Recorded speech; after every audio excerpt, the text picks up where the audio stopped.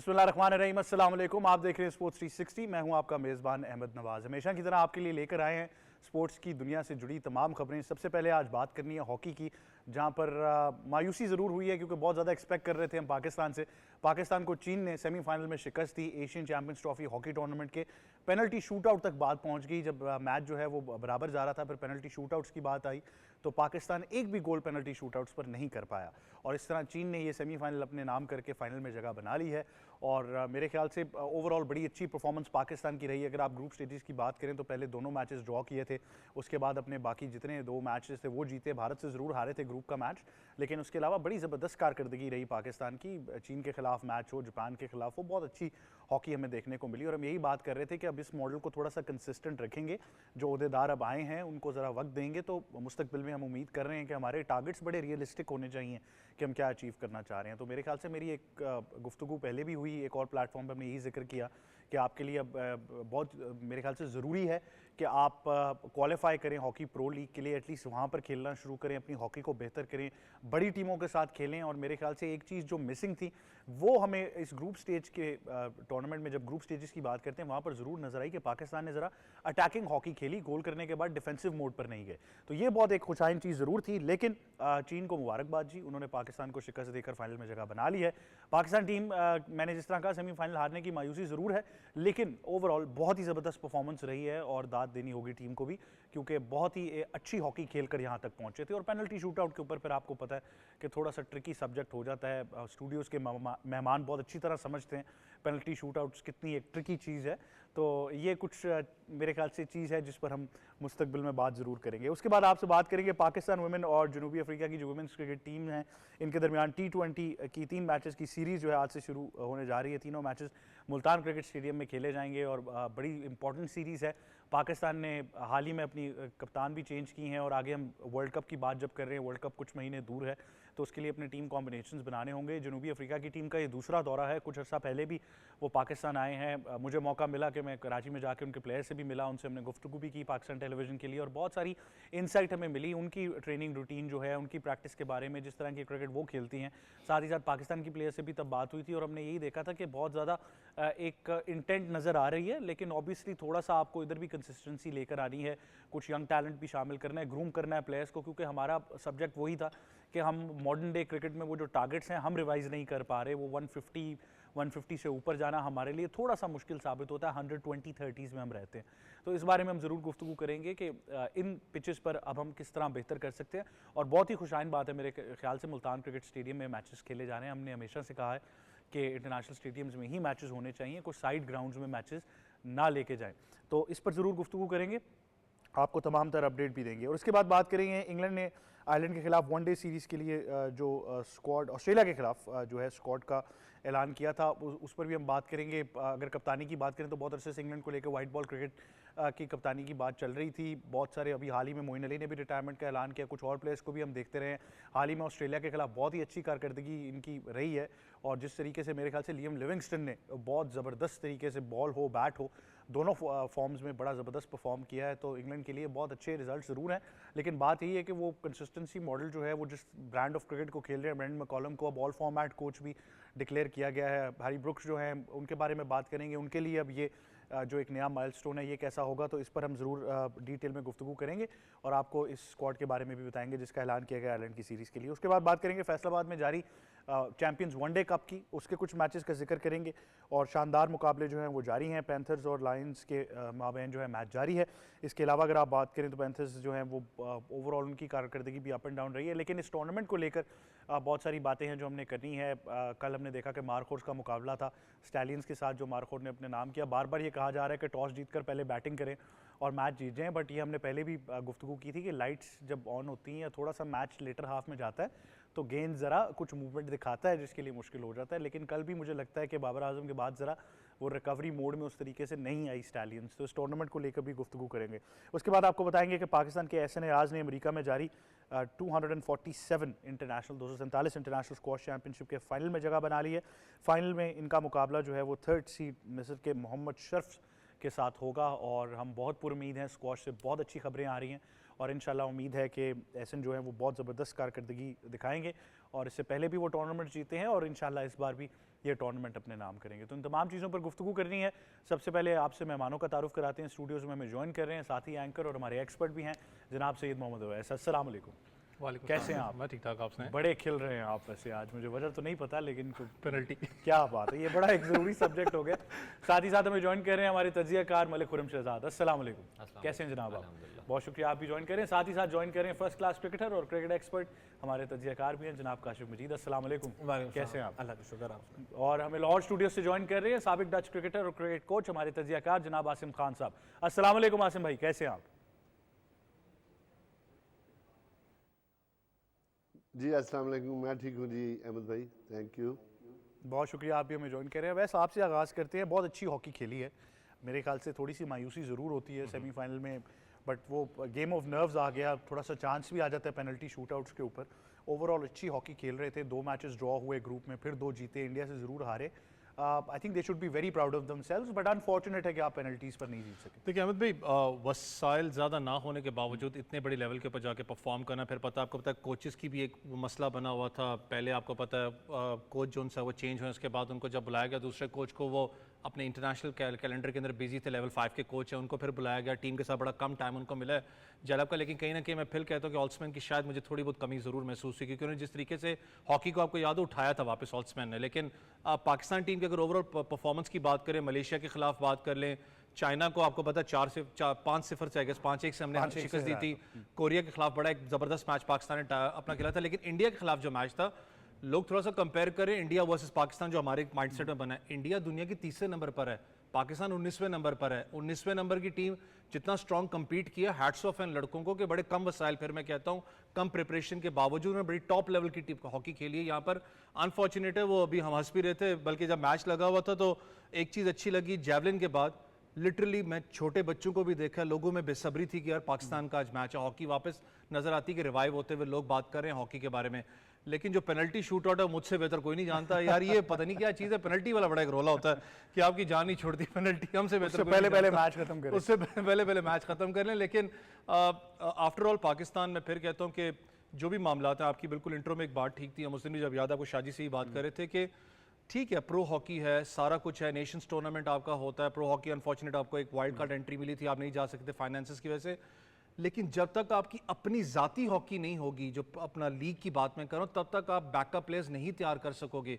ये लड़के आपके एसेट्स हैं, पाकिस्तान के एसेट है, लेकिन आपको पता है 16 साल का लड़का भी इसके अंदर मौजूद है जिसने वर्ल्ड कप में अपना क्वालिफायर्स के लिए, आपके जो ओलंपिक्स के लिए उसने शिरकत की थी। लेकिन जब तक आप इनको बिल्डअप करना चाहते हो, आपको अपनी लीग चाहिए, आपके लड़के तब जाके डेवलप होंगे। लेकिन वही बात है कि आपको उसका स्ट्रक्चर, उसके फाइनेंशियल मॉडल, क्योंकि टॉप के जो रैंकिंग टीम्स है जर्मनी की अगर आप बात कर लें, उनके प्लेयर्स ऑब्वियसली आपसे मांगेंगे फाइनेंसेस, आपको उनको सपोर्ट भी करना है, इंटरनेशनल हॉकी चाहिए आपको इनको। लेकिन इनको कहीं ना कहीं मैं कहता हूँ कि पाकिस्तान को इस्लामाबाद में इतना जबरदस्त आपका ग्राउंड है, लेकिन वैसे कहना भी कि फंडिंग नहीं थी, ये कौमी खेल के लिए बहुत ही मेरे ख्याल से मायूस कुन बात है। एक चीज़ तो अच्छी है अहमद भाई, थोड़ा सा शायद मैं डी ट्रैक कर रहा हूँ, लेकिन जब एक टीम के साथ मैं भी था, फुटबॉल टीम की बात कर रहा हूँ, तब पाकिस्तान हॉकी भी खेल रही थी, वॉलीबॉल भी खेल रही थी। बात यही होती थी कि यार एक जीत शायद आपको कोई चीज़ दिला देगी। आपको याद हो पाकिस्तान वॉलीबॉल के पास कोई भी स्पॉन्सर नहीं था, आपको याद हो इससे पहले एकदम बैक टू बैक स्पॉन्सर्स आए थे, क्योंकि पाकिस्तान ने ऑस्ट्रेलिया को भी मारा था, साउथ एशियन चैंपियनशिप भी जीती थी। हॉकी की अगर बात करें, हॉकी भी आपको पता है बैक टू बैक परफॉर्मेंस दिखा के तब जाके आपके पास स्पॉन्सर्स आने स्टार्ट हुए थे। ये बड़ा एक इशू है यहाँ पर, जब स्पॉन्सर आपके पास मौजूद है और जब आपका नेशनल खेल है ये हॉकी। अब मुझे नहीं पता कि इसके लिए क्यों नहीं चीज़ निकाली जा रही। फंडिंग की बात कर लें, चाहे स्पॉन्सर्स की बात करें, पाकिस्तान में अभी भी बहुत तगड़े बिजनेस मार्केटर्स बैठे हैं जो चाहते हैं इनको स्पॉन्सर करना। लेकिन मसला क्या है, वो यही बात करते हैं कि हमसे कोई बात तो कम से कम करे। देखो अगर मेरे पास कोई आ नहीं रहा, ऑब्वियसली मैं नहीं हाथ डालूंगा, मुझसे आपको बात करनी पड़ेगी बिजनेस से कि पाकिस्तान हॉकी है, इसको स्पॉन्सर करें। प्रो लीग आपका बड़ा इंपॉर्टेंट है कि पाकिस्तान के डेवलपमेंट के लिए। बिल्कुल ऐसे ही है। खुरम कौमी खेल है और मेरे ख्याल से इसको पजीराई तो देनी है, लेकिन साथ ही साथ इसमें भी आपको कंसिस्टेंसी की ज़रूरत है। माजी में भी हॉकी जो है उसने इसलिए सफ़र किया है कि मॉडल कंसिस्टेंट नहीं रहता, वन डायमेंशनल अप्रोच रहती है, कभी फेडरेशन के अंदर मसाइल होते हैं। अगर इस बार एक फ़ैसला लिया गया, इवन मैं कहूँगा कोचिंग की हद तक जहाँ पर लेकर आया गया, ताहिर साहब को लेवल 6 है उनके पास, जो इंटरनेशनली सबसे हाईएस्ट रिकग्नाइज FIH का कोर्स कोचिंग कोर्स है। तो बात वही है कि आप ग्रास रूट पे तो इम्प्रूव करेंगे, लेकिन स्ट्रक्चर को कितनी कंसिस्टेंसी आप दे रहे हैं उसको छेड़े ना कुछ अर्सा। देखें सबसे पहले देखें पाकिस्तान ने 1994 से कोई टाइटल जीता नहीं और काफ़ी डिक्लाइन में आ गई हॉकी जो है।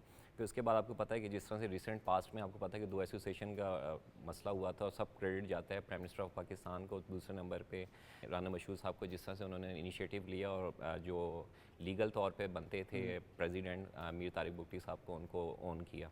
उन्होंने देखिए अच्छी टीम बनाई और रिसेंट पाकिस्तान ने बहुत अच्छी परफॉर्मेंस दी। थोड़ा सा अनफॉर्चुनेट रहेगा कि पाकिस्तान जो है फाइनल के लिए क्वालिफाई कर गया था अजलान शाह में, पर उस तरह से फिनिश नहीं कर पाया। और सही कहा कि देखिए इंटरनेशनल कमिटमेंट्स की वजह से ऑल्टरमेंट भी अभी बिजी थे और जिस तरह से अभी ओलंपियंस जो हैं ताहिर जमान साहब, आपको पता है कि 1994 की चैम्पियन टीम के मेंबर भी थे, उन्होंने प्लेंटी स्ट्रोक भी लगाया था और अच्छा लगाया था। फिर उसके बाद ज़ीशान अशरफ टीम के साथ थे। फिर देखिए नदीम लोधी जो वीडियो एनालिस्ट हैं, उनको भी काफ़ी ग्रिप है और मॉडर्न डे के हवाले से वो डिफरेंट सॉफ्टवेयर्स के ऊपर काम भी कर रहे हैं। और आपको पता है कि नीड ऑफ टाइम भी है, आपको पता है कि अपोनेंट टीम के हवाले से जो भी वीकनेस स्ट्रेंथ के हवाले से थोड़ा सा मैं अनफॉर्चुनेट कहूँगा जिस तरह से चीन के अगेंस्ट पाकिस्तान को शिकस्त हुई और थोड़ी सी अलार्मिंग कॉल भी है ये। हालांकि अगर कंपेयर देखा जाए तो पाकिस्तान की टीम जो है चीन से बहुत अच्छी, ऑन पेपर बहुत स्ट्रॉन्ग टीम थी और पाकिस्तान के पास अच्छे प्लेयर्स मौजूद थे। और दूसरे एंड पे जो पाकिस्तान को इंडिया से जो शिकस्त हुई 2-1 से, हालांकि देखिए इंडिया ने काफ़ी ज़्यादा उसको अप्रिशिएट किया कि पाकिस्तान ने बहुत अच्छा हॉकी खेली। अगर आपको पता है कि पाकिस्तान का हॉकी का जो है टोटली डिफरेंट स्टाइल है और हॉकी जो है पाकिस्तान एशियन स्टाइल के हिसाब से खेलता है। और थोड़ा सा अनफॉर्चुनेट रहा कि पाकिस्तान अब थर्ड उसके लिए फिनिश करे तो बहुत अच्छी चीज़ है। और सही का अवेज नहीं कि पाकिस्तान के अंदर स्पेशली जिस तरह से क्रिकेट के अंदर काफ़ी ज़्यादा पजीराई है और पब्लिक प्राइवेट पार्टनरशिप्स हैं, तो इस तरह से हॉकी के अंदर भी होना चाहिए पब्लिक प्राइवेट पार्टनरशिप्स और काफ़ी सारे यहाँ पे इवेंट्स वगैरह होने चाहिए। हालांकि रिसेंट पास में भी लाहौर के अंदर एक इनिशिएटिव लिया था, एक टूर्नामेंट वगैरह कराया था पब्लिक प्राइवेट पार्टनरशिप के हवाले से, तो इस तरह के इनिशिएटिव्स होने चाहिए। पाकिस्तान में काफ़ी ज़्यादा अच्छे प्राइवेट सेक्टर्स हैं, उनको हॉकी के ऊपर इन्वेस्ट करना चाहिए। बिल्कुल ऐसे ही काशिफ, हम एक लफ्ज़ बहुत ज़्यादा इस्तेमाल करते हैं हमारे सब प्लेटफॉर्म्स पर, हम सारे ही उसमें शामिल हैं। हम बार बार कहते हैं स्कूल क्रिकेट, स्कूल क्रिकेट। तो स्कूल हॉकी जो है उसके बारे में भी ज़रा सोचना ज़रूरी है कि हमेशा ये नहीं होगा कि एक ही एकेडमी या एक ही जगह से आपको प्लेयर्स मिलें। अगर आप इसको रिवाइव नहीं कर पाते उस लेवल पर जहाँ पर स्कूल कॉलेजेस, मुझे अभी भी याद है हमने यूनिवर्सिटी के अंदर हॉकी में हिस्सा लिया, खेली भी है, मतलब आपको वहाँ से फिर टैलेंट को ग्रूम करके लाना है। बट बात वही है कि उसमें इतनी लाइमलाइट और इतनी स्ट्रक्चर वाइज अच्छी अप्रोच नज़र आए कि लोग चाहें कि हम हॉकी खेलें। देखिए अहमद, मैं बहुत ज़्यादा ना लाइमलाइट का भी कायल नहीं हूँ। हम ये तसव्वुर तो कर लेते हैं कि क्रिकेट खेलेंगे तो शायद मिलियंस कमाएंगे और हॉकी में शायद थाउजेंड्स की बात होगी, बट हम ये भी देखते हैं कि जब हम अपने एजुकेशनल बैकग्राउंड का हिस्सा बनते हैं या उसको देखते हैं, तो ऐसा भी नहीं है कि क्लास का टॉपर जो है वो हॉकी का भी बड़ा अच्छा प्लेयर होगा। देयर इज़ अ सर्टन नीश जो हॉकी खेलना चाहती है, स्पोर्ट्स में पार्टिसिपेट करना चाहती है और वो फिर उसको अपना करियर बनाना चाहती है। So most probably as a career हमने इसको थोड़ा सा अगर देखना है तो हम शायद इसमें फाइनेंशियल्स चाहते हैं कि अगर कोई शख्स, कोई अच्छा प्लेयर, कोई बच्चा कोई हॉकी अच्छी खेलता है तो वो इसको अगर करियर वाइज अपनाना चाहता है तो उसके फाइनेंशियल्स अच्छे हों, जो अनफॉर्चुनेटली अच्छे नहीं है। बिकॉज हम पाकिस्तान में रहते हुए मानते हैं कि हॉकी के प्लेयर को उतना नहीं मिलता कि एक अच्छा गुजर बसर भी हो सके, वजह ये कि हम उसको बहुत अच्छा दें। दूसरी बात, हम एजुकेशन की आपने बात की तो बहुत इंपॉर्टेंट ही है कि हमारे जो स्कूल्स हैं वो स्पोर्ट्स को कैसे प्रमोट करें। सिर्फ एक हॉकी की बात नहीं है, सिर्फ एक क्रिकेट की बात नहीं है। जब हम अपने बहुत सारे स्कूल्स का तस्करा करते हैं और उनको फिर बंगलोज़ में और कोठियों में बड़े बना हुआ देखते हैं, तो उसमें तो कोई भी बुनियादी नौइयत का खेल नहीं है और हॉकी के लिए तो बाकायदा एक सर्टन ग्राउंड चाहिए, एक जगह चाहिए। इस्लामाबाद में रहते हुए एक ऑस्ट्रोटर्फ है, दैट इज़ नसीर बुंदा। उसके भी हालात कभी अच्छे होते हैं, कभी नहीं अच्छे होते, और उसमें कितने ही क्लब रजिस्टर्ड हो सकते हैं। हम जिनके साथ compete कर रहे हैं वो हर स्क्वायर किलोमीटर में या हर 5 स्क्वायर किलोमीटर में एक ऑस्ट्रोटर्फ आ जाता है, दैट इज़ नीदरलैंड्स। हम जिनके साथ compete कर रहे हैं वो हॉकी की प्रो लीग भी खेल रहे हैं, वहाँ हॉकी फ्रेंचाइज बेस भी हो रही है, वहाँ हॉकी की लीग भी हो रही है। और हम यहाँ पे, वो जब इमरान ने कहा था कि नान छोले खा के नहीं कंपटीशन होता, तो हमने जितना मर्जी मजाक उड़ा ले, ये बात हकीकत है कि हम एक तरफ हॉकी को सोच भी नहीं रहे। कुछ ये कि इस पे मेहनत कीजिए, हमारी सोच से भी निकलती जा रही है। आखिरी कंपटीशन जो स्कूल लेवल का हुआ था वो कब हुआ था? आखिरी मर्तबा ऑल पाकिस्तान क्लब लेवल का कंपटीशन कब हुआ? अब तो हालत ये है कि जब हमारी नेशनल हॉकी चैम्पियनशिप होती है तो फेडरेशन सर्टन डिपार्टमेंट्स को लिखती है कि खुदारा अपनी टीम्स भेजो या हॉकी की टीम्स बना के भेजो ताकि कंपटीशन हो। सो उस लेवल पे जाते हुए जब आपने इंट्रो दिया और आपने ये कहा कि हम बहुत अच्छा खेले, तो अगर मैं 90s में ना हॉकी देखी होती तो मुझे बहुत अच्छा लगता कि हम बहुत अच्छा खेले। लेकिन मैं 90s में हॉकी देखी है, हम एक ही साल में वर्ल्ड कप जीते, एक ही साल में चैंपियंस ट्रॉफी जीते, आज हम उन दोनों इवेंट्स में मौजूद ही नहीं है। हाँ, ये ज़रूर है कि अगर मैं 2000 और 2010 के बाद और सोहेल अब्बास और वसीम के एरा के बाद का अगर हूँ तो बहुत अच्छी हॉकी खेली। और आखिरी सुपरस्टार आप सोहेल अब्बास को ही सेलिब्रेट करते हैं। सोहेल अब्बास, वसीम, सकलैन, गजनफर, ये सारी एक टीम है। बट मैं तो कहता हूँ अभी तो हम सेलिब्रेट करने की बात करें, सोहेल अब्बास को माने तो सही कि वो सुपरस्टार है, वो Guinness book of world record holder है और वो आज भी फिट है। क्या हमारे किसी प्लान्स में वो हिस्सा है? आपने चूंकि एक और बात छेड़ दी, इस हॉकी कंपटीशन में, इससे पिछले हॉकी कंपटीशन में, इवन चले इंडिया वाला मैच ले, गालिबन 5 से 6 पेनल्टी कॉर्नर मिले, एक भी कन्वर्ट नहीं हुआ। इंडिया को 3 मिले, कन्वर्ट हो गया। ये डिफरेंस आना शुरू हो गया हमारी हॉकी में। देयर वाज अ टाइम जब सोहेल अब्बास था, हमारी दुआएं थी कि पेनल्टी कॉर्नर ले लो, let Sohail Abbas do everything, और ये होता था। बिल्कुल, मेरे ख्याल से उस मोड़ पर बात आ गई कि आप किसी भी नौजवान बच्चे से या बच्ची से पूछें कि कौमी खेल क्या है, तो मेजॉरिटी जो है कंफ्यूज हो जाती है। मतलब इस मोड़ तक बात आ चुकी है, जो कि मायूस कुन है, लेकिन उम्मीद यही है कि चीज़ें बेहतर होंगी। कौमी खेल है, उसी तरह से पजीराई हासिल करनी है, तो बहुत ज़्यादा इन्वेस्टमेंट की ज़रूरत है, ना सिर्फ टाइम में, ना सिर्फ अगर आप फाइनेंसिस की बात करें, बल्कि ह्यूमन रिसोर्स में बहुत ज़्यादा इन्वेस्टमेंट की ज़रूरत है कि फिर आप कंसिस्टेंसी उस मॉडल को चलने दें। इसके बाद हम क्रिकेट की तरफ रुख करेंगे। पाकिस्तान और जनूबी अफ्रीका की खवातीन क्रिकेट टीमों के दरमियान 3 मैचेस की T20 सीरीज़ का आगाज़ होने जा रहा है। मुल्तान क्रिकेट स्टेडियम में ये मैचेस जो हैं वो खेले जाएंगे। वर्ल्ड कप से पहले बहुत एक अहम सीरीज़ है। अगर आप आखिरी बार बात करते हैं जब जनूबी अफ्रीका की टीम ने पाकिस्तान का दौरा किया, तो 3-0 से हम सीरीज़ हारे थे, और आई थिंक थोड़ा सा ये ज़रूर था कि हम रिजल्ट ओरिएंटेड उसमें नहीं थे, लेकिन बड़ी अच्छी क्वालिटी क्रिकेट हमें ज़रूर नज़र आई थी। इसके अलावा अगर आप ओवरऑल रिकॉर्ड्स की बात करते हैं तो 21 बार दोनों टीम्स जो हैं वो मद्दे मुकाबल रही हैं। 10 मैचेस पाकिस्तान ने जीते, जबकि 11 मैचेस के अंदर जनूबी अफ्रीका की खवातीन क्रिकेट टीम को जो है वो कामयाबी हासिल हुई। तो ये थे कुछ ओवरऑल स्टैट्स, और साथ ही साथ जिस तरह मैंने आपको बताया कि जब लास्ट टाइम ये आए थे तो वो भी जिक्र करना है कि पाकिस्तान ने क्लीन स्वीप किया था सीरीज़ को। तो मैंने फिर जिस तरह कहा कि हमने रिजल्ट, उसमें वनडे सीरीज़ भी शामिल थी, तो वनडे के रिजल्ट्स कुछ डिफरेंट थे, इसके कुछ डिफरेंट थे, लेकिन मैंने जिस तरह कहा कि हम उस बार भी यही कह रहे थे कि क्योंकि जनूबी अफ्रीका की बहुत क्वालिटी टीम है तो हम रिजल्ट ओरिएंटेड नहीं होंगे, लेकिन सरप्राइजिंगली रिजल्ट्स हमारी फेवर में आए। और मैंने उस टाइम जो कप्तान थी उनसे बात की, इवन साउथ अफ्रीका की प्लेयर से बात हुई, तो उन्होंने अप्रिशिएट किया कि पाकिस्तान की टीम बहुत अच्छी है, थोड़ा सा कंसिस्टेंसी की इनको भी ज़रूरत है।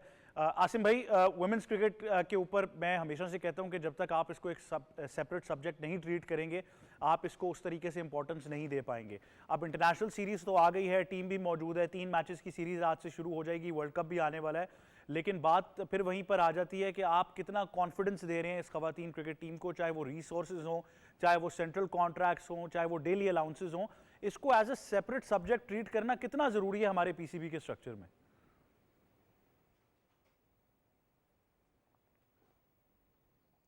जी अहमद भाई, सबसे पहले तो मैं आपसे इजाज़त चाहूँगा कि थोड़ा सा हॉकी के ऊपर मैं अगर आऊँ, क्योंकि मेरा हॉकी से बड़ा मैं रिलेटेड रहा हूँ। पाकिस्तान टीम जो थी हॉलैंड में बहुत ज़्यादा, मैं अभी इन्होंने बात की थी रोनाल्ड ऑल्टमैन की, ठीक है, मैं मानता हूँ वो मेरी क्लब के हैं। हॉलैंड में जिस क्लब से मैं खेलता रहा हूँ उसी क्लब के रोनाल्ड ऑल्टमैन जो है हॉकी के कोच भी है, मैं उन्हें बड़ी अच्छी तरह जानता हूँ, बहुत अच्छे कोच हैं। मगर हमारी प्रॉब्लम ये है कि हमारा जो प्लेयर्स के साथ कम्युनिकेशन है, जब आप इंटरप्रेटर बीच में रखते हैं तो फिर आप कुछ भी नहीं सीख पाते। तो मसला ये है कि ताहिर ज़मान को मैं जानता हूँ। ताहिर ज़मान 1999 में इन्होंने पहला कोचिंग कोर्स एम्स्टरडैम में किया था, मैं इनके साथ था उस दिन, जिस दिन इन्होंने पहला सर्टिफिकेट लिया मैं इनके साथ था। पाकिस्तान के सबसे ज़्यादा क्वालिफाइड कोच अगर कोई है तो वो ताहिर ज़मान है, और ताहिर ज़मान बहुत समझदार कोच है। मैं समझता हूँ कि उनकी कोचिंग जो है, उन्हें अभी चांस जो है, अभी पहला टूर है उनका, अभी जस्ट उन्होंने टीम को ज्वाइन किया है। मैं समझता हूँ कि पाकिस्तान हॉकी टीम जो है, अगर ताहिर ज़मान उनके साथ रहते हैं तो बड़ी डेवलपमेंट होगी। चंद दिन पहले की बात है, 3-4 दिन पहले की बात है, राना मुजाहिद से मेरी बात हो रही थी इसी सिलसिले में सोहेल अब्बास के बारे में कि भाई सोहेल अब्बास को आप क्यों नहीं as a specialist penalty corner master जो है उन्हें एज ए इंट्रोड्यूस कराते, क्योंकि मुझे याद है कि 1997 में best player of the year hockey का उतरक शहर है हॉलैंड का, सोहेल अब्बास को दिया गया था, और best cricketer of the year मुझे दिया गया था। तो मैं समझता हूँ मेरी बड़ी खुशकिस्मती है कि मैं उनके साथ थोड़ा टाइम भी मैंने गुजारा है सोहेल अब्बास के साथ। He is one of the legend, Pakistani legend जिसको कहा जाए, उनको लेजेंड का खिताब देना चाहिए क्योंकि वो बहुत बड़े हॉकी स्टार हैं। तो राना मुजाहिद से मेरी यही बात हो रही थी कि राना उनको आप क्यों नहीं लेकर आ रहे, तो राना ने प्रॉमिस तो किया था कि मैं इनको टीम का एक हिस्सा बनाता हूँ। तो मैं समझता हूँ कि पाकिस्तान हॉकी को इस वक्त ज़रूरत है। देखिए गोरों से हमें कोई फ़र्क नहीं पड़ेगा, अगर हमारे पास खुद क्वालिफाइड कोच हैं ताहिर जमान जैसे, तो हमें इस प्रॉस्पेक्ट पे काम करना चाहिए। और दूसरा, आप क्रिकेट की बात कर रहे हैं, तो मैं आपको ये बताता चलूँ कि जो साउथ अफ्रीकन टीम है उसमें और हमारी टीम में ठीक है थोड़ा बहुत फ़र्क है बैटिंग और बॉलिंग का, मगर सबसे बड़ा फ़र्क जो है वो उनकी फिटनेस का, फील्डिंग का। हम किसी से कम नहीं है। देखिए हमारी टीम कोई कम नहीं है, यंगस्टर्स हैं हमारी टीम में, लड़कियाँ जो हैं बहुत यंग हैं माशाल्लाह। और हमें ये पहली सीरीज़ है हमारे कप्तान की, तो अभी इनको चांस देना चाहिए और इनको लंबे अरसे के लिए इस्तेमाल करना। ये ना हो कि इस सीरीज़ के बाद कप्तान भी चेंज कर दें, फिर नया कप्तान लेकर आएँ। हमारी सबसे बड़ी प्रॉब्लम ये है। तो पाकिस्तान की टीम में किसी तरह से उसको नेगेटिव नहीं गिनता, मैं उसको पॉजिटिव लेके चलता हूँ। पाकिस्तान की टीम बहुत अच्छी है और पाकिस्तान की टीम में टैलेंट है, और पाकिस्तान टीम है जो किसी भी टीम से टक्कर ले सकती है। इसमें कोई मजाकी की बात नहीं है, मगर थोड़ा सा डिसिप्लिन हमें इस्तेमाल करना पड़ेगा बैटिंग में, बॉलिंग में। और देखिए ये तो एक पढ़ी लिखी बात है कि जो गोरे हैं या गोरी हैं वो सब फिट हैं, वो बहुत ज़्यादा फिजिकल फिट है, और वही सबसे बड़ा एडवांटेज है मैं समझता हूँ क्रिकेट में।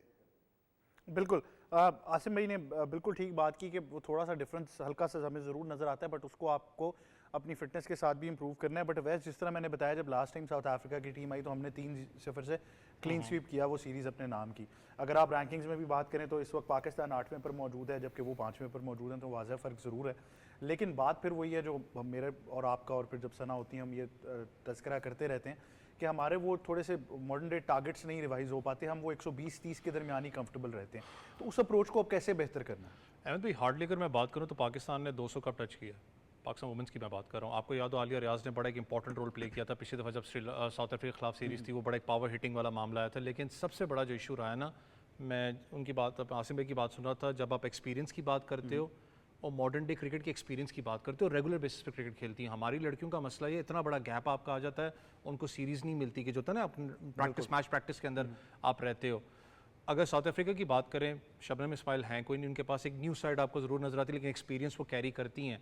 दूसरी तरफ अगर पाकिस्तान की बात करें, फातिमा सना आपका नए कप्तान है। आई डोंट नो कि वो किस तरीके से लेके चलती है। निदा डार, एक जो हमारा जो एक मसला है पाकिस्तान के अंदर कि आप अचानक कप्तान लेके आते हो ना, कि जो बेचारा कप्तान होता है भी परेशान होता है, ये हुआ कि वर्ल्ड कप के करीब यही होता है हमारा कि डिस्टर्बेंस आप लिटरली पैदा करते हो टीम के अंदर, उसको किस तरीके से लेके चलती है। देखें फातिमा सना, मैं खुद बड़ा एक फ़ैन हूँ, मैं कहता हूँ कि यार अच्छा आगे जाके फ्यूचर प्रॉस्पेक्ट है, अच्छा ऑलराउंडर कन्वर्ट हो सकती हैं। लेकिन निदा डार मौजूद हैं, आलिया रियाज मौजूद हैं, उमैमा मौजूद हैं, तो सीनियर कैंपेनर्स हैं, उनको किस तरीके से वो लेके चलती हैं, बड़ा एक चैलेंजिंग पोजीशन यहाँ पर जरूर, क्योंकि सबकी नज़रें उनके ऊपर होंगी कि परफॉर्म क्या करती हैं। चौथा एक सबसे बड़ा जो इशू रहा पाकिस्तान टीम के अंदर हालिया अरसे में, आप देखें इतनी ज़्यादा आपने फ्लक्चुएशन बैटिंग के अंदर की है। उमैमा आपकी ओपन करती हैं, आप उनको उठा के कभी आप मिडिल ऑर्डर में खिलाते हो, कभी डाउन दी ऑर्डर ले जाते हो। आलिया रियाज का आपने कोई स्टेबल पोजीशन रखी भी नहीं है कि चौथे पे खिलाना है, 5वें पे खिलाना है। सेम विद निदा डार की बात करें, निदा डार आखिर रोल प्ले क्या कर रही है? बेशक वो कप्तान थी उस वक्त, क्या वो अटैकिंग मोड के अंदर रोल प्ले कर रही है, क्या वो डिफेंसिव मोड करती है? जो होता है ना कि आप आगे टीम को बिल्ड करते हो, रोल क्लियर नहीं है किसी के पास। मैंने कहा ना 200 तो बहुत दूर की बात है, हमें शायद 180 भी अभी टच किए हुए बहुत टाइम हो गया। पाकिस्तान टीम को उसकी तरफ सोचना पड़ेगा। मुल्तान विकेट आपको पता थोड़ा बैटिंग सपोर्टिव विकेट है। पाकिस्तान का ट्रैक रिकॉर्ड कराची के अंदर, आपने कराची में इनको मारा था साउथ अफ्रीका को, कराची में सीरीज हुई थी, उसका विकेट थोड़ा different as compare to Multan. यहाँ पर थोड़ा सा बॉल स्पिन भी करेगा आपका। पाकिस्तान के पास एक अच्छा यहाँ पर प्रॉस्पेक्ट है, लेकिन फिर वही चीज़ कि आप किस माइंडसेट से जाते हो। जुनैद खान मौजूद हैं, उसके अलावा तौफीक उमर आपके साथ मौजूद हैं, एक बड़ा कॉम्पैक्ट साइड आपकी है यहाँ पर। लेकिन माइंडसेट आपका क्या होगा, क्या उनको रिलैक्सेशन दी जाएगी कि जाके अपनी एग्रेसिव अप्रोच के साथ खेलें? सॉरी, मैं एक चीज़ आपको बस ऐड ऑन करना चाहूँ। काशिफ ने जो बात की थी ना, मुझे वो चीज़ बार ज़ैनुल शायद काशिफ से मेरी बात हुई थी, मुझे याद नहीं है। आपने हमारे लेजेंड्स की बात की है, सोहेल अब्बास वगैरह की। इस्लामाबाद में मैंने एक दफ़ा खुद देखा था, सोहेल अब्बास एक जगह से निकल रहे थे, हमारे कुछ यंगस्टर्स बैठे हुए थे, कुछ फैमिली बैठे हुए थे। वो कप्तान की बात मुझे याद आ रही है, उन्होंने कहा था कि जो ज़िंदा हैं उनको नवाज दो, जो फोत होते हैं फिर हमें याद आते हैं लोग। वो बंदा चल रहा था रोड पे, किसी ने नहीं पहचाना था कौन है। बिल्कुल, मैं आज यहाँ बैठा हूँ, मैं कहता हूँ मैं टीवी के ऊपर बैठता हूँ, मैं स्पोर्ट्स के ऊपर तज्जिया करता हूँ, सॉरी टू से मैं भी नहीं पहचाना था। छोटा बच्चा था, आई डोंट नो हॉकी देखता नहीं देखता, उसने पहचाना था कि यार ये तो सोहेल अब्बास है। तब जाके जमुटा मचा था। हाँ, एक पूरी इसलिए जनरेशन आपने कहते हैं ना, डिप्राइव कर दी ना उस हमने चीज़ से। जनरेशन को बताया ही नहीं कि हमारे हीरोज हैं। Celebrate ये नहीं बेचारे हम लोग अनफॉर्चुनेट है, यहाँ बैठे हैं, क्रिकेट भी बात होती है ना, क्रिकेटर्स को हम करते हैं बार बार, इनका हम बताते ही नहीं है कि हमारे हीरोज हैं। इन्होंने पाकिस्तान के लिए भाई क्या कुछ नहीं किया, शायद हमारी टीम, क्रिकेट टीम ने नहीं किया, आप भी जानते हैं इस चीज़ को। आपको इनको इज्जत देनी पड़ेगी। जब ये दुनिया से चले जाते हैं तब जाके हमें एहसास होता है कि यार हाँ, इसको इज्जत देनी है। सॉरी मैं थोड़ा सा डाइवर्ट किया। नहीं, लेकिन ये बिल्कुल important बड़ा चीज़ इंपॉर्टेंट सब्जेक्ट है। आई थिंक वो बात वही है कि आप सेलिब्रेट करें, आप एक पूरी जनरेशन को डिप्राइव कर देते हैं उस स्पोर्ट से भी और उन हीरोज़ को भी आइडेंटिफाई करने से। बट वुमेंस क्रिकेट का सब्जेक्ट कंटिन्यू करते हुए खुरम, जिस तरह मैंने कहा कि वो थोड़े से मॉडर्न डे टारगेट्स हम रिवाइज नहीं कर पाए, अभी कप्तान भी चेंज की गई हैं, उनके लिए भी पहला असाइनमेंट है टीम कॉम्पोजिशन में किस तरह उतरेंगे मुल्तान स्टेडियम में। साउथ अफ्रीका एक अच्छा आई थिंक कंपटीशन लेकर आ रही हैं, किस तरह देख रहे हैं इस सीरीज़? देखिए खाली मैं कप्तानी में मैनेजमेंट के हवाले से ही बात करूँगा। पहले कप्तान के हवाले से देखें, आपको पता है एक चैलेंजिंग उनके लिए टास्क है, क्योंकि आपको पता है इसके बाद आपने ट्रैवल करना है T20 विमेन वर्ल्ड कप के लिए। और देखें लास्ट टाइम भी पाकिस्तान ने 3-0 से विन किया था, तो उसमें भी हाईएस्ट जो पाकिस्तान का टोटल रहा था 150 प्लस रहा था। अभी जो पाकिस्तान की टीम मैनेजमेंट के साथ हैं, देखें मोहम्मद वसीम है, आपको पता है कि फ्रेंचाइज क्रिकेट के साथ भी मुंसलिक हैं, काफ़ी एक्सपीरियंस हैं। फिर उनके साथ अब्दुर्रहमान है, फिर जिस तरह से जुनैद खान है फास्ट बॉलिंग के हवाले से, मॉडर्न डे के हवाले से काफ़ी ज़्यादा उनका नॉलेज है, और रिसेंटली वो बायो मैकेनिक्स के हवाले से कोर्सेज वगैरह भी करके आए हैं। फिर इसके अंदर जैसे हनीफ मलिक हैं, काफ़ी अरसे से जो है पाकिस्तान के डोमेस्टिक सर्किट में इन्वॉल्व हैं। देखें फील्डिंग के हवाले से भी देख रहे हैं और असिस्टेंट कोच भी हैं। और फिर इसके अलावा जिस तरह से अभी आपकी फ्रेंचाइज क्रिकेट है, उसके हवाले से वो as a power hitting coach भी मुंसलिक हैं। फिर उनके पास डिफरेंट इक्विपमेंट्स भी हैं, जिस तरह से अभी आपने बात की मॉडर्न डे के हवाले से। देखिए पावर हिटिंग आपका सबसे मेजर टूल है, किस तरह से आपने जाके रन्स इंक्रीज़ करने हैं। सबसे पहले आपने पावर प्ले को किस तरह से यूटिलाइज़ करना है, फिर मिडिल ओवर्स को किस तरह से आपने यूटिलाइज़ करना है, फिर डेप्थ में जाके किस तरह से हिटिंग करनी है, तो इसके ऊपर काफ़ी ज़्यादा फोकस है। फिर इसके अलावा जो पाकिस्तान की जो दूसरी जो प्लेयर्स हैं, खासकर उनके लिए भी एक अच्छा माइलस्टोन अचीव करने लगी हैं। निडा दार जो है वो 2000 रन अपने कंप्लीट करेंगी इस सीरीज़ के अंदर। फिर आप नीचे आ जाएँ प्लेयर्स में तो काफ़ी अच्छे हैं, जैसे गुलफ्रोज़ा हो गई, डायना बेग वगैरह रिसेंट पास में काफ़ी अच्छा परफॉर्मेंस करके आई हैं। अच्छा, ये पावर हिटिंग का सब्जेक्ट क्योंकि आपने जिक्र कर दिया है, इस पे बड़ा तज़किरा रहता है। कुछ लोग इस चीज़ को मानते हैं कि जी मॉडर्न डे क्रिकेट में पावर हिटिंग एक डिफरेंट सब्जेक्ट है जिस पर अलग तरीके से ट्रेनिंग मैनुअल्स और रूटीन्स होनी चाहिए। कुछ लोग अभी भी मानने के लिए तैयार नहीं है कि यार नहीं, ये क्या सब्जेक्ट है पावर हिटिंग, आप पहले अपनी बेस स्ट्रेंथ तो पूरी कर लें। नहीं देखिए, पावर हिटिंग आपको पता है वाइट बॉल क्रिकेट में स्पेशली T20 फॉर्मेट के अंदर बहुत ही इंपॉर्टेंट रोल है। आपको पता है कि जैसे आपको बैक स्विंग है, इम्पैक्टेड डन स्विंग है, जब आप हिट करते हैं तो आपका फ्रैक्शन ऑफ सेकंड्स कितनी देर में जा रहे हैं। तो इसी तरह जैसे पावर हिटिंग के हवाले से देखें डिफरेंट टूल्स दुनिया में यूज़ हो रहे हैं। खासकर सारा क्रेडिट जाता है इंग्लिश क्रिकेट बोर्ड को। लेकिन उसके ऊपर वो चिप लगा देते हैं, जब शॉट्स खेलते हैं तो पता चलता है। खाली देखिए पावर हिटिंग ये नहीं जाके आपने लंबे लंबे हिट्स लगाने हैं, लेकिन जब आप ग्राउंड शॉट्स भी खेलते हैं तो वो पावर से जाएँ, और गैप्स में भी आपने शॉट करने हैं तो किस तरह से आपने बाउंड्रीज में कन्वर्ट करना है, तो ये टोटली पूरी पावर हिटिंग। आई थिंक इसे रिएक्शन टाइम भी बड़ा मैटर करता है, जिसको हम बार बार डिस्कस करते हैं। तो मेरे ख्याल से इसमें इतनी ज़्यादा टेक्नोलॉजी और बायोमैकेनिक्स इन्वॉल्व हो गए हैं कि हमेशा जब भी पावर हिटिंग की बात कर रहे हो तो यंगस्टर्स इस पर कंफ्यूज रहते हैं कि शायद सिर्फ फुल टॉस थ्रोज करा के छक्के मार रहे हैं। ऐसा नहीं है, जिस तरह खुरम ने भी आइडेंटिफाई कराया कि पूरी एक साइंस है जो उसके अंदर फॉलो की जाती है। काशिफ, आप कैसे देख रहे हैं सीरीज़ को? लास्ट टाइम तो पाकिस्तान ने बहुत अच्छा परफॉर्म किया, इस बार ज़रा कंपटीशन अच्छा है, और फिर वर्ल्ड कप से आने पहले जिस तरह वैस ने भी निशानदेही की कि हम सिस्टम के साथ छेड़खानी करते हैं, अब नई कप्तान है, उनके लिए भी पहला असाइनमेंट है। आई गेस सबसे पहले सवाल जो किया गया कि 150 कब होंगी और 150 से ऊपर रेगुलर कब होगा, तो हम पावर हिटिंग की बात कर लेते हैं। मैं अपनी जब टीम को देखता हूँ ना, और उनकी जब एक्चुअल स्ट्रेंथ की बात करता हूँ, हाइट की बात होती है, मसल्स की बात होती है, तो बड़े आपको एक तरह की एज और एक तरह की जो बॉडी साइजेस है उसके लोग नज़र आते हैं।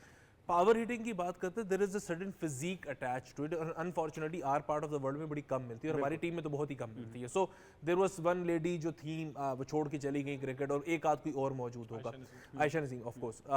फिर दूसरा इंपॉर्टेंट फैक्टर ये है कि जब भी मैं अपनी टीम को विजुअलाइज करता हूँ या देख रहा होता हूँ, तो either they are playing for the cut और they are playing for the sweep. कितने हमारी प्लेयर्स होंगे जो सामने डाउन द ग्राउंड बड़ी शॉट भी मार सकती हैं, ये उनके सीधे सिंगल्स भी चल रहे होंगे। So there are certain factors जिसको हमने आइडेंटिफाई करना है।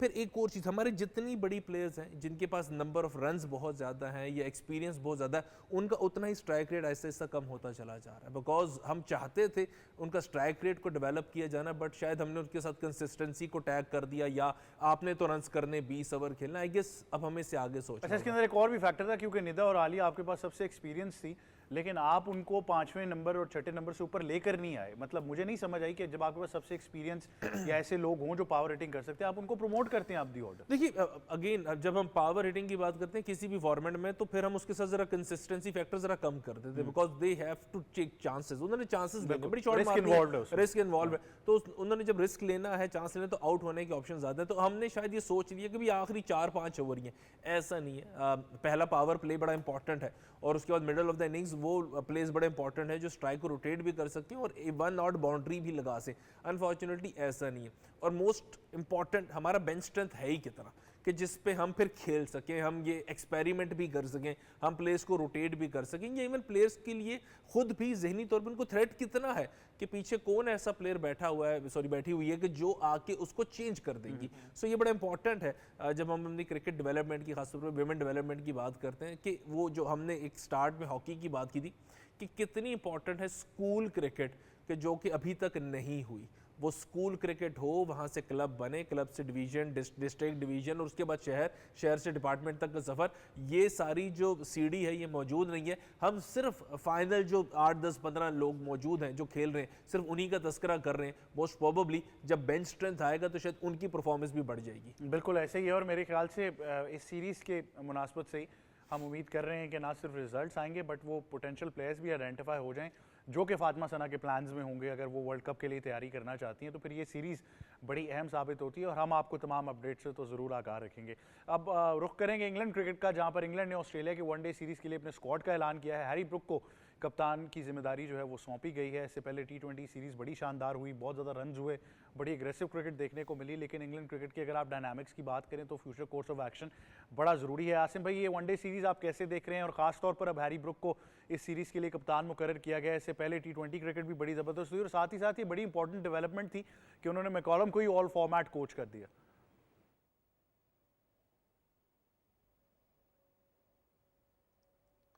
जी कमल भाई, ये बहुत अच्छा उन्होंने किया है कि एक ही कोच को तीनों फॉर्मेट दे दिए।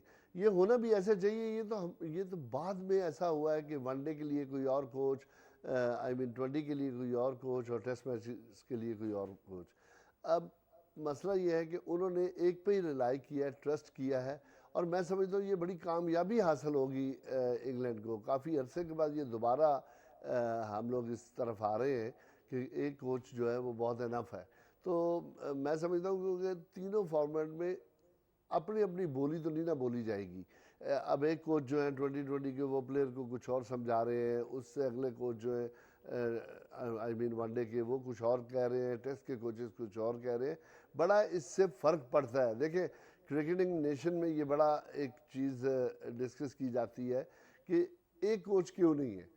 अब इन्होंने बनाया, इंशाल्लाह इनको इंग्लैंड को मेरा ख्याल है कि काफ़ी सक्सेस हासिल होगा। और दूसरी बात ये मैं कहता जाऊँ कि वुड के ना होने से काफ़ी फ़र्क पड़ेगा इंग्लैंड को।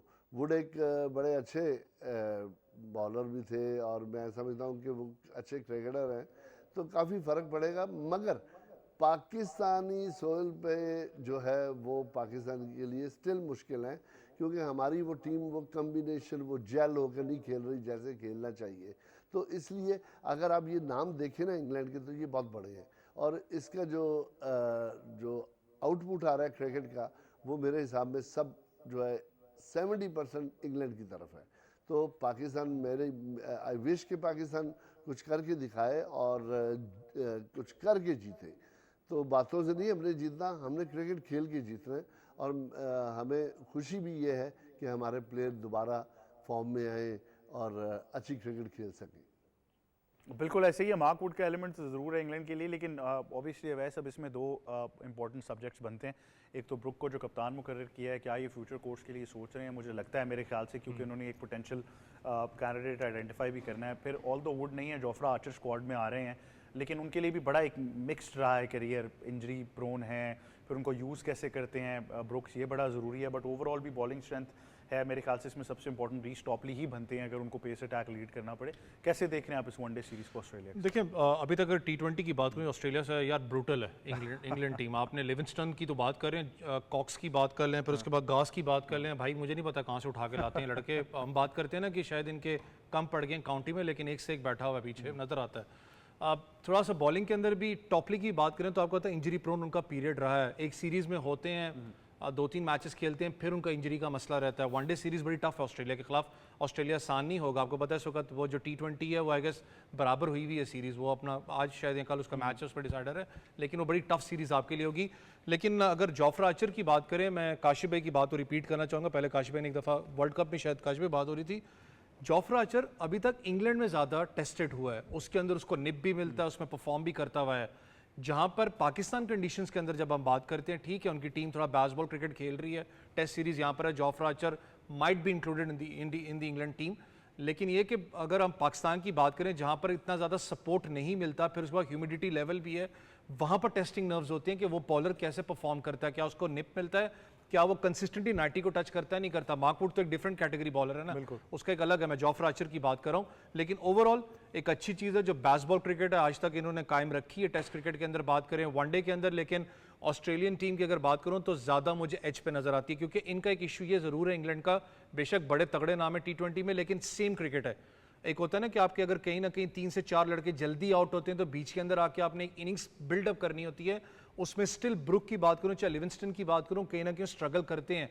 लिविंगस्टन का भी है क्या है कि 30 गेंदों के अंदर 70-80 करना है, लेकिन जब इनिंग्स बिल्ड की बात आती है वहां वो स्ट्रगल करते हैं। ये बड़ा एक थोड़ा सा मैं कहता हूं कि कहीं ना कहीं शायद मार खाती है, क्योंकि आपने बहुत ज्यादा एग्रेसिव या ऑलराउंडर क्रिकेटर्स रखे हुए हैं। एक होता है ना वन डायमेंशनल, जो रूट के अलावा कोई नाम हमें नजर नहीं आया। आप समझ रहे हैं, क्योंकि जब जिस वक्त आपकी क्रम्बल होती है इनिंग्स, आपको एक बैट्समैन चाहिए जो उसको आगे संभाले कैंड को। इनका स्टिल वो एक फैक्टर मिसिंग नजर आता है। बिल्कुल खुरम, आप क्या कहना चाहेंगे? वो जो ब्रांड ऑफ क्रिकेट है वो बड़ी ज़रूरी है डिस्कस करना।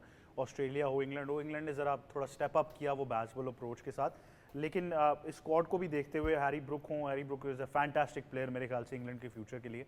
लेकिन अवैस की भी बात कुछ हद तक ठीक है कि अब वनडे क्रिकेट के अंदर आपको थोड़ी सी ऐसी कंसिस्टेंसी चाहिए जहाँ पर सिर्फ वन डायमेंशनल अप्रोच नहीं है, किसी ने इनिंग्स को कैरी भी करना है। देखें, आपको पता है इंग्लैंड का तो हमेशा से एक खासियत रही है कि वो डिफरेंट एक्सपेरिमेंट्स को वो इम्प्लीमेंट करता है।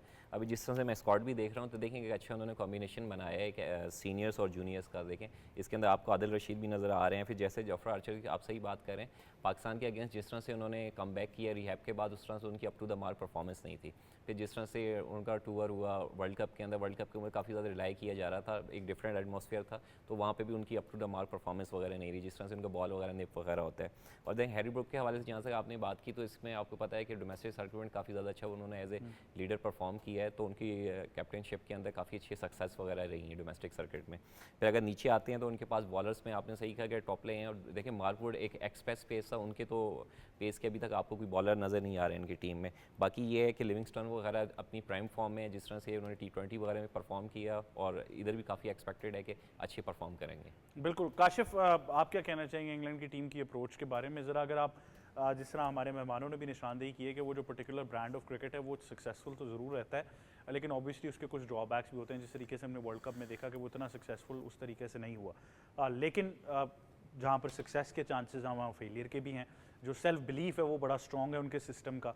मैकॉलम को फिलहाल और फॉर्मेट कोच किया, ब्रुक्स को देख रहे हैं कि वो फ्यूचर के लिए कैरी कर सकते हैं कि नहीं, कैसे देख रहे हैं इस सीरीज़ को? देखिए, इस ऑल फॉर्मेट में मैकलम आ ज़रूर गए, और बेसबॉल को चले हम तसव्वुर करते हैं कि वो तीनों फॉर्मेट में खेलेंगे, तो उस बेसबॉल को खेलने के लिए ना ऐसा नहीं हुआ कि जो ऑलरेडी वहाँ पे गिवन कंडीशंस थे उसमें उन्होंने खेलना स्टार्ट किया। उन्होंने पिचेस बिल्कुल रोड बना दी।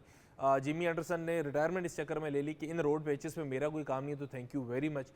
और फिर इस सारे प्रोसेस में हम अहमद ये भी देखना चाहेंगे बॉलर्स कितने आएंगे जो बेसबॉल को अडॉप्ट कर सकें। हमने ये तो मान लिया कि जी बैट्समैन आएगा, बहुत अटैकिंग क्रिकेट खेलेगा, टेस्ट क्रिकेट में 6 रन पर ओवर जो है वो जाएगा, बट वो बॉलर की तरह जिसने अटैकिंग क्रिकेट खेलनी थी, हो क्या रहा है कि बॉलर्स को वो सिर्फ एक नेगेटिव फ्रेम ऑफ माइंड के साथ खिला रहे हैं। और वो नेगेटिव फ्रेम ऑफ माइंड क्या है कि जहाँ पे एक पार्टनरशिप लगनी स्टार्ट होती है, वो राउंड द विकेट आगे शॉर्ट पिच डिलीवरीज करके 5 बंदे पुल पे लेने के बाद बॉलिंग शुरू कर देते हैं, ultimately they fell trap to it. वो सारे हमने ऑस्ट्रेलिया की सीरीज में देखा, पाकिस्तान के खिलाफ यहाँ पाकिस्तान में देखा।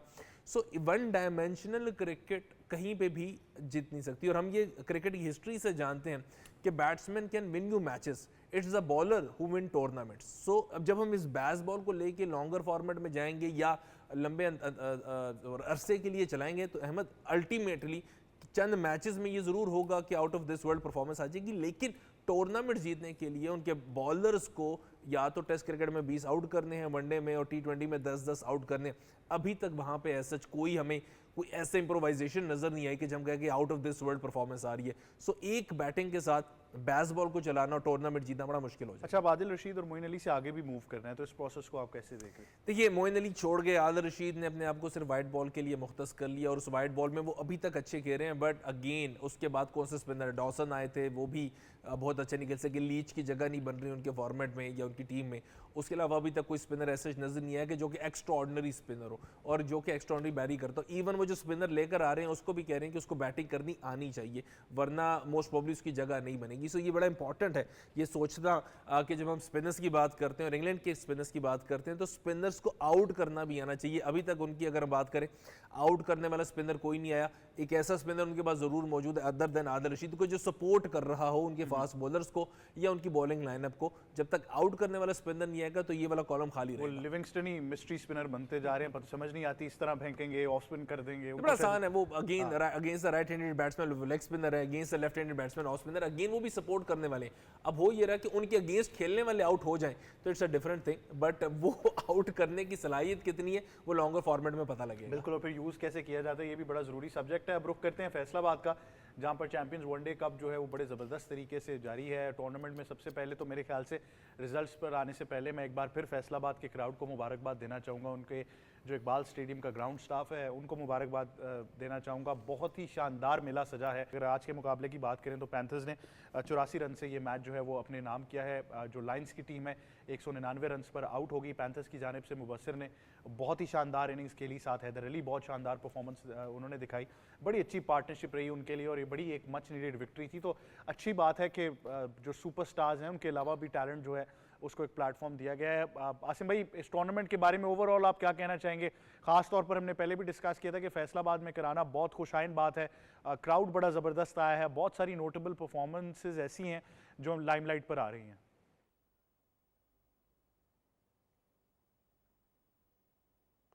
जी बिल्कुल, ये बड़ी खुशाइंद बात है कि हमारा जो क्राउड है फैसलाबाद का वो बड़ा आई मीन इन्वॉल्व है और वो आ रहे हैं, रेगुलरली आ रहे हैं, और मैं समझता हूँ कि ये बड़ी अच्छी बात है पाकिस्तान क्रिकेट के लिए। देखिए, जब तक आप क्रिकेट करवाएंगे नहीं तो वो आपका क्राउड आएगा कैसे?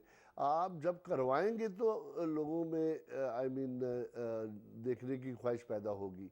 हम वैसे ही आई मीन क्रिकेट करवा के जल्दी जल्दी तो ख़त्म कर देते हैं। अब देखिए, ये जो फॉर्मेट चल रहा है इस वक्त, इसका पहले उन्होंने बड़ी अच्छी इसकी एडवर्टाइज़ की है और सारी दुनिया को ये मालूम था कि ये फैसलाबाद में हो रहा है। तो फैसलाबाद के क्राउड ने बिल्कुल जम के इसको देखा है और हमारी टीमों ने परफॉर्म भी बड़ा अच्छा किया है। देखिए, इससे बालातर के जो हमारे नामी गिरामी प्लेयर हैं उनके अलावा दूसरे प्लेयरों ने बड़ा परफॉर्म किया है और ये सबसे अच्छी बात है। ये पाकिस्तान के लिए भी खुशाइंद है और लोकल क्रिकेट के लिए भी है। ये पाकिस्तान की डेवलपमेंट के लिए बड़ा अच्छा है कि हमारे जो प्लेयर्स हैं वो परफॉर्म कर रहे हैं और ये टीमें जो हैं वो एक होकर खेल रही हैं और लगता है कि यहाँ पे परफॉर्मेंस हो रही है। तो मैं समझता हूँ कि सबसे बड़ा ये क्रेडिट जाता है क्रिकेट बोर्ड को, जिन्होंने ये इवेंट शुरू करवाया है और उन्होंने राइट जगह चूज़ की है ये इस इवेंट की, क्योंकि फैसलाबाद में बड़े आई मीन अच्छे शायकीन हैं क्रिकेट के और ये होना भी चाहिए था। तो मैं समझता हूँ कि अब आज तक मुझे अब वो ज़माना याद आ रहा है 80s 90s का क्राउड जो विल्स कप के लिए होता था, फिर कजन ट्रॉफ़ी के लिए होता था, पैटर्न ट्रॉफ़ी के लिए होता था। इसी तरह लोग जो थे मैच पे चले आते थे और इन्जॉय करते थे। तो इसके बरक्स हमारे प्लेयर जो हैं वो भी इन्जॉय कर रहे हैं। देखिए, क्राउड होगा तो प्लेयर परफॉर्म करेगा, तो उसकी परफॉर्मेंस का मज़ा भी तब आता है जब क्राउड बैठा हो। तो आफरीन है हमारे प्लेयर्स को और जो हमारे स्पेक्टेटर हैं, मैं तो सल्यूट करता हूँ कि ऐसे टूर्नामेंट अक्सर होने चाहिए और रेगुलर बेसिस पे होने चाहिए। बिल्कुल ऐसे ही है। वैसे थोड़ा सा मैच पर जिक्र करते हैं, ज़रा पर्टिकुलरली मैच पर फोकस करें तो पैंथर्स के लिए बड़ी ज़बरदस्त विक्ट्री ज़रूर है, लेकिन इसमें पहले पैंथर्स का सवाल मेरे जहन में ज़रूर आता है कि साइम अयूब नहीं चल रहे, और लेकिन अच्छी खुशाइन चीज़ ये भी है कि मुबस्सिर ने और हैदर ने बहुत अच्छी इनिंग्स खेली। लायंस की बात करें तो उनके लिए बड़े मसाइल हैं, क्योंकि इमाम के अलावा लगता नहीं है कोई बैटिंग में परफॉर्मेंस है। ना अब्दुल्ला शफीक चल पा रहे हैं, ना कोई और नीचे से कैरी कर रहा है आमिर कि जमाल भी as such बैटिंग की जिम्मेदारी ले सकें। खुशदिल शाह भी कोई इतने इफेक्टिव नजर नहीं आए अभी तक। आप थोड़ा सा साइम अयूब पे अगर बात करूं, कल भी आपको पता है कि बहुत ज़्यादा क्रिटिसिज्म हो रहा था, चाहे No look कमेंटेटर्स shot की पर, बात करें, वो नो लुक शॉट यार उनको निकालनी पड़ेगी दिमाग से। वो आपको याद है बहुत दफ़ा हम बात कर चुके हैं, ठीक है आपकी एक सिग्नेचर शॉट बन चुकी है सारे, लेकिन सिग्नेचर शॉट तब होती है जैसे मैकुलम पीछे मारता था ना, उसकी पक्की शॉट थी भाई। आपने कितनी उसके ऊपर प्रैक्टिस की है, एक तो होता है ना नेट के अंदर प्रैक्टिस करते हो, मैच पे कितनी इफेक्टिव रही है आपके, कोई आई गेस 50% भी नहीं रही होगी इफेक्टिव। दैट मीन्स कि आपको कहीं ना कहीं दिमाग से निकालनी है। दूसरा सबसे जो अच्छी चीज़ जो कल लगी थी मुझे, हम ऑफ एयर भी बात कर रहे थे, ब्रांड शाहिद अफरीदी के बाद क्राउड पुलर लिटरली मैंने देखा तो बाबर आजम को कल देखा। आपने कल देखा होगा धानी बेचारा टाई चढ़ गया था 5 चौके जब उन्होंने मारे।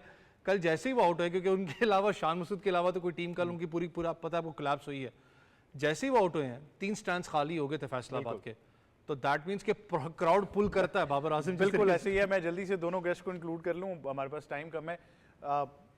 थोड़ा सा ज़रा आइडेंटिफाई हो रहा है कि पाकिस्तान प्रॉस्पेक्ट्स जो हैं, साइम, अब्दुल्ला, शफीक, स्ट्रगल थोड़ी सी नज़र आ रही है, अभी तक कुछ स्टेप अप नहीं की परफॉर्मेंस। नहीं बिल्कुल, देखिए काफ़ी ज़्यादा इनके ऊपर क्रिटिसिज्म भी हो रहा था वर्ल्ड कप की परफॉर्मेंस के बाद, जिस तरह आयरलैंड इंग्लैंड की सीरीज़ हुई थी। फिर उसके बाद आप देखें उस्मान खान को मैं जिक्र करना चाहूँगा, देखिए उन्होंने भी एक अच्छी इनिंग खेली है। फिर उसके बाद जैसे लोकल बॉय हैं वहाँ के आसिफ अली, उसके ऊपर भी काफ़ी ज़्यादा रिलाई कर रहे थे, और उनकी सिलेक्शन के ऊपर भी हुआ था कि एज फैक्टर के हवाले से, क्योंकि जैसे 150 प्लेयर्स दिए थे उसके अंदर 75 प्लेयर्स जो किए हैं, तो काफ़ी ज़्यादा क्रिटिसिज्म था 5-6 प्लेयर्स उसके अंदर आसिफ अली के हवाले से, उनकी भी performance up to the mark नहीं है।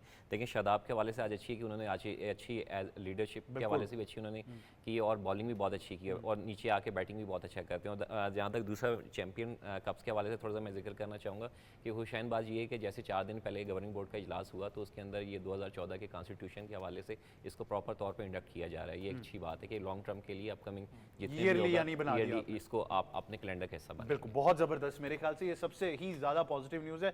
काशिफ, जाने से पहले आप क्या कहना चाहेंगे? टॉस बड़ा ज़रूरी होता जा रहा है इस टूर्नामेंट में, टॉस जीते बैटिंग करें, मैच जीते। आई गेस अभी तक ऐसे ही चल रहा है, बट बड़ा अनफॉर्चुनेट है कि जिस अंदाज से टीम्स जो हैं वो चीज़ को अप्रोच कर रही हैं। एक तो हमें फटीक फैक्टर नज़र आ रहा है, बिकॉज जो पहली आप जब फील्डिंग कर लेते हैं गर्मी में, वो कहते हैं पिदी लग जाती है, तो उसके बाद बैटिंग में ज़रा स्ट्रगल नज़र आ रही है, जो मुझे बड़ा इंपॉर्टेंट है। हम ये तो कह रहे हैं कि ये फ्लॉप हो गया, वो फ्लॉप हो गया, बट इंपॉर्टेंट ये है कि उनको आउट करने वाले लोग लाइन लाइट पे आ रहे हैं। सो ये डिसाइड हो गया कि ये अगर 150 की करीब है जितने प्लेयर्स हमारे खेल रहे हैं, तो इसमें से वो लोग कि जिसको बहुत से चैनल्स ने और बहुत से लोगों ने कह दिया कि ये पाकिस्तान प्लेयर है, वो समझ आ रही है कि डोमेस्टिक में हमारे बहुत सारे लोग हैं। बिल्कुल ऐसे ही है। बट वैस, खुरम, काशिफ और आसिम साहब, बहुत शुक्रिया कि हमें ज्वाइन कर रहे थे।